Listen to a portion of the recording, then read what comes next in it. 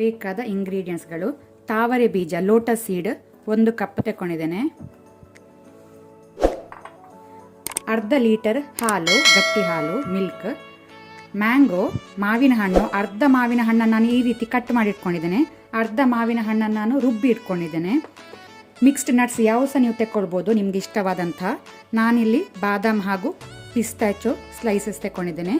1 ಪಿಂಚಿನಷ್ಟು ಕೇಸರಿ ಸ್ಯಾಫ್ರನ್, ಆನಂತರ ಬೆಲ್ಲ ತೆಕ್ಕೊಂಡಿದ್ದೇನೆ ಅರ್ಧ ಕಪ್ನಷ್ಟು, ಅಥವಾ ನೀವು ಶುಗರ್ ಸಕ್ಕರೆ ಸಹ ತೆಕ್ಕೊಳ್ಬೋದು.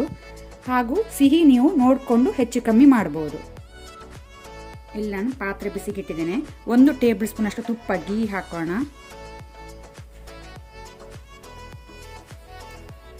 ಆನಂತರ ಲೋಟಸ್ ಸೀಡ್ ಇದನ್ನು ನಾವು ರೋಸ್ಟ್ ಮಾಡುವ. ಮೀಡಿಯಂ ಫ್ಲೇಮಲ್ಲಿ ಒಂದು 2 ಮಿನಿಟ್ಸ್ ರೋಸ್ಟ್ ಮಾಡಿದರೆ ಸಾಕು. ಸ್ವಲ್ಪ ಕಲರ್ ಚೇಂಜ್ ಆಗಲಿ.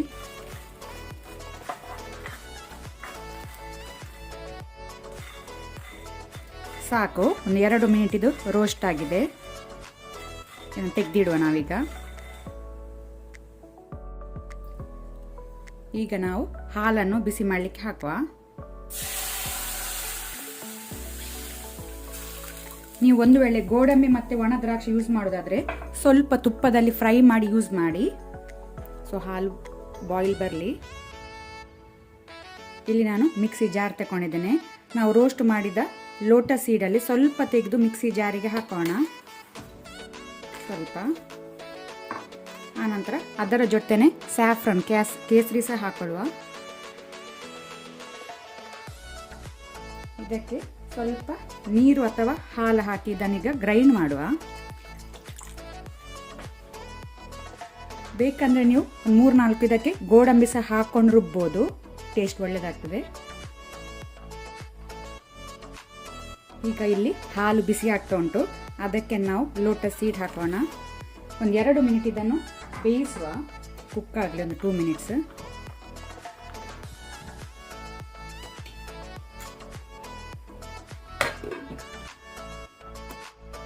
ಲೋಟಸ್ ಸೀಡ್ ಬೆಂದಿದೆ, ಸಾಫ್ಟ್ ಆಗಿದೆ.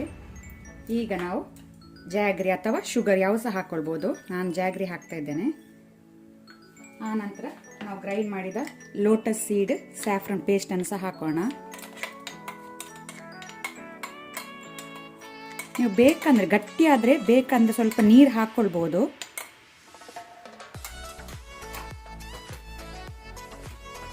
ಆನಂತರ ಮೇಲೆಯಿಂದ ನಾನು ಇನ್ನು ಸ್ವಲ್ಪ ಗೀ ಹಾಕ್ಕೊಳ್ತೇನೆ. ಈಗ ಸ್ವಲ್ಪ ಕುದಿ ಬರಲಿ.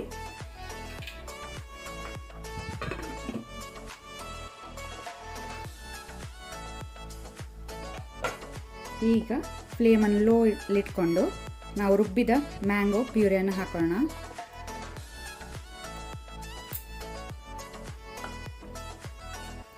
ಒಂದು 2-3 ಮಿನಿಟ್ಸ್ ಇದನ್ನು ಕಂಟಿನ್ಯೂಸ್ ಮಿಕ್ಸ್ ಮಾಡ್ತಾ ಇದನ್ನು ಕುಕ್ ಮಾಡುವ.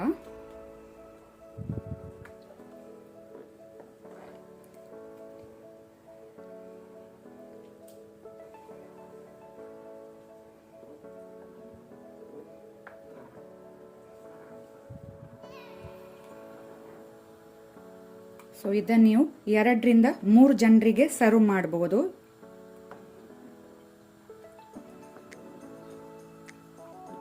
ಫ್ಲೇಮ್ ಆಫ್ ಮಾಡಿದ ನಂತರ ನಾವು ಕಟ್ ಮಾಡಿಟ್ಟಂಥ ಮ್ಯಾಂಗೋ ಪೀಸಸ್, ಆನಂತರ ನಟ್ಸ್ ಹಾಕೋಣ.